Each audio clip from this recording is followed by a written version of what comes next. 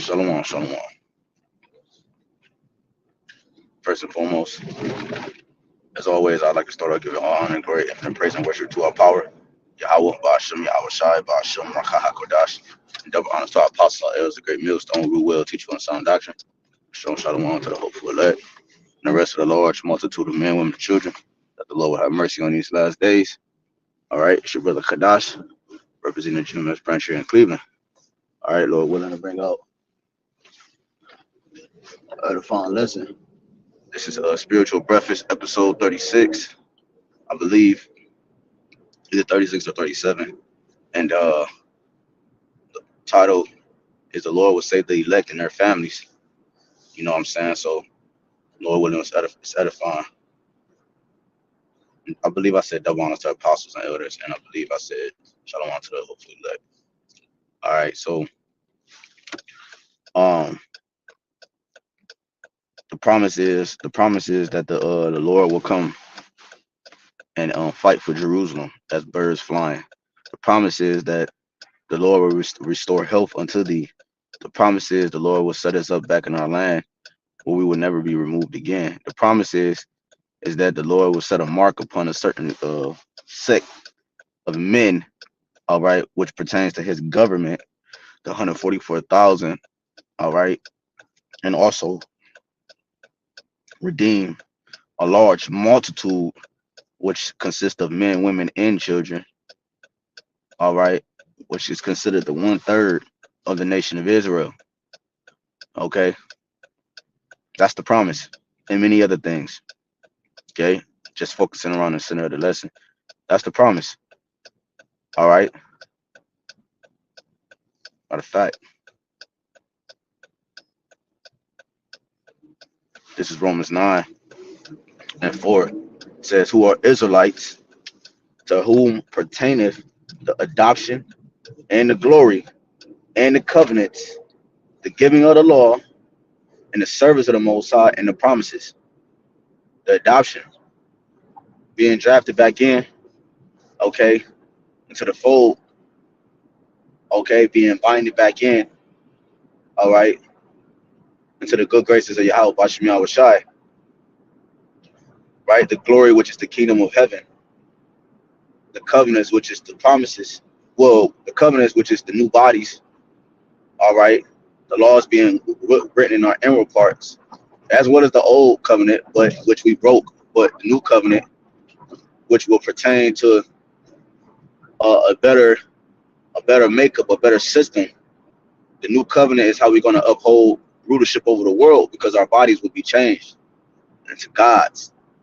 All right, we know good and evil, and we perfected it, and we conquered good, and we've conquered death, and we have the keys.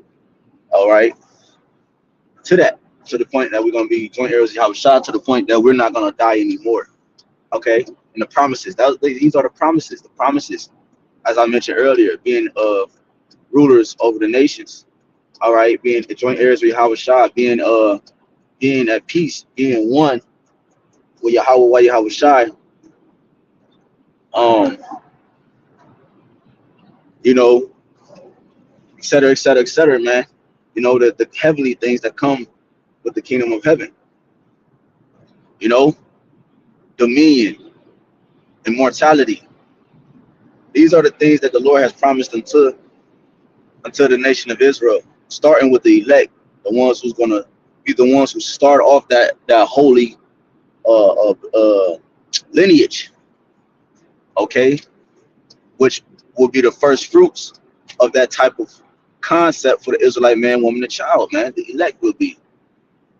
So the elect, the Lord will literally, he's going to literally save the elect, and he's literally going to save their families so that they can be responsible for populating the earth in righteousness. Okay? From First Timothy, let's see. 1 Timothy 4, I think, and 16. It says, let's see, hold up. Bear with me, I'm driving. It says, 1 Timothy 4:16.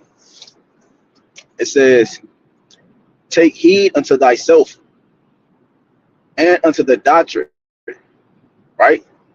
Because Yahawashi said, what? This is the doctrine of life. You know, you are what you think, and you think on what you received. Okay, because everything is pertaining to some type of form of doctrine, whether the right doctrine or false doctrine.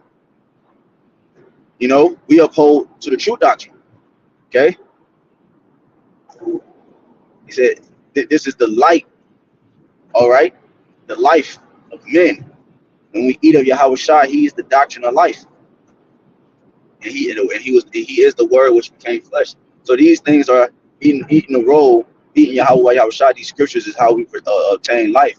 And pursuing the Baruch 4:1. Okay, it says, take heed, 1 Timothy 4:16. Take heed unto thyself and unto the doctrine, meaning listen. All right, listen. Continue in them, for in doing this, thou shalt both save thyself and them that hear thee.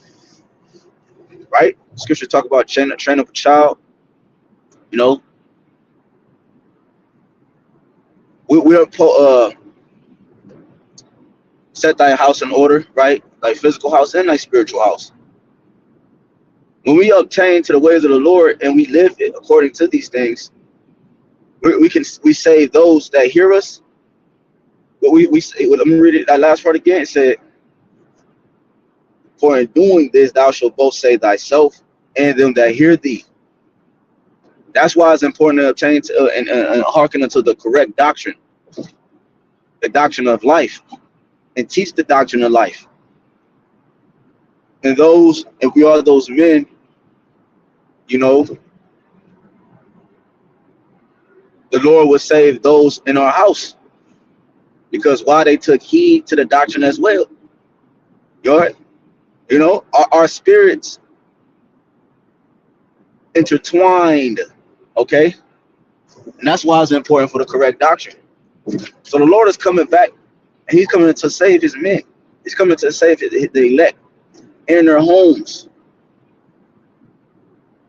That's how important the elect is to the Lord, that he's willing to save those under their under the elect's roof as well, man.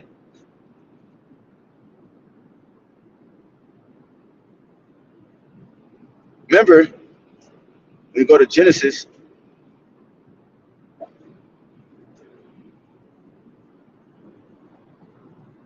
this is Genesis 6. It says, we start at 6.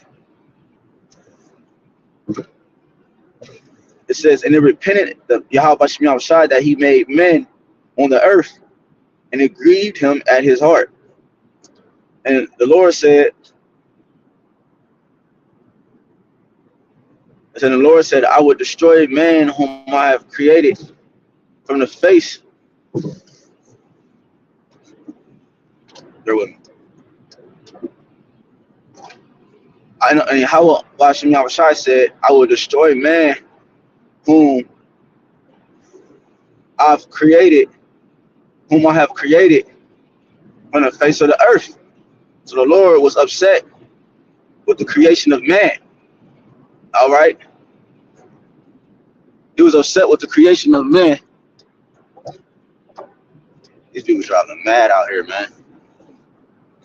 It's like I feel like I'm James Bond. You know. So the Lord was mad, man. As you can see, these people are mad out here. All right. Their minds are completely gone.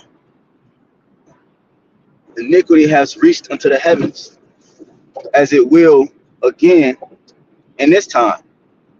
And the Lord is going to bring another flood, or another he's going to drown the world, the particular parts of the earth again. This time when not with water, but with fire, the lake of fire.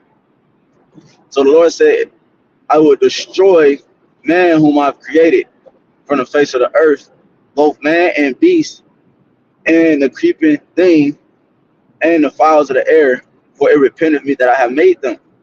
Everything was defiled. But Noah, right? It says, but Noah begot 3 sons, Shem, Ham, and Japheth. Now, this is the point. Shem It's which where the holy line stems from.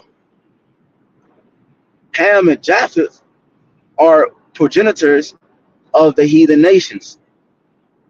But because they were the sons of Noah, they also were saved. We understand for prophecy's sake and all that, and to produce the nations, right? But the point is that they were under the roof of Noah. You understand? The earth also was corrupt before the Most High, and the earth was filled with violence. It says, and the Most High looked upon the earth, and behold, it was corrupt, for all flesh had corrupted his way upon earth. And the Most High said unto Noah,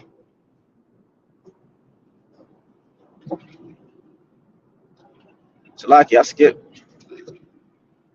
Well, let me go back up to 8. It says, but Noah found grace in the eyes of the Lord. That's the point. The elect found grace in the eyes of the Lord.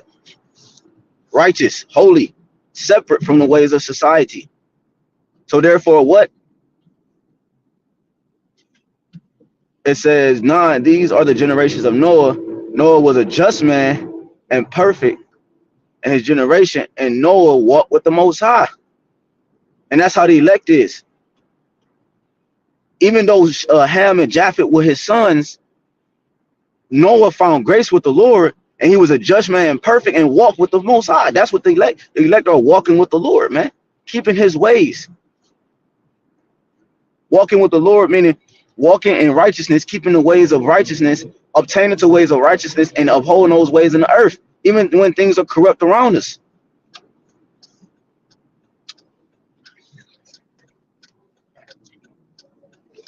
You see?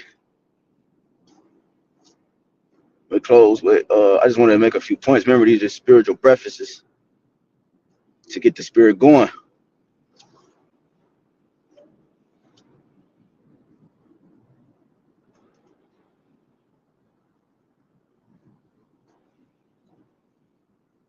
Ezekiel 9:4, the Lord said unto him, go through the midst of the city and through the midst of Jerusalem, set a mark upon the foreheads of the men that sigh and cry for all the abominations that be done in the midst thereof.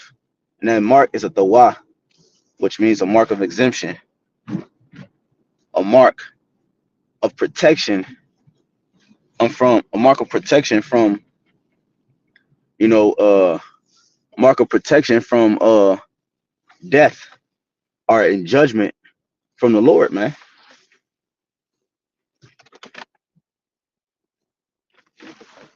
Right? Mark of exemption. It says,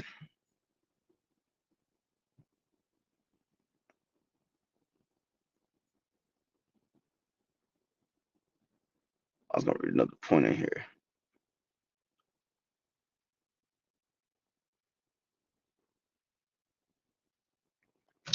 And that's the point, man. The elect is the head of the household. The men are the head of the household. Therefore, because they're the head of the household, they will be their families will be saved as well. Their children. That's why the Lord said, don't think upon the things that's coming.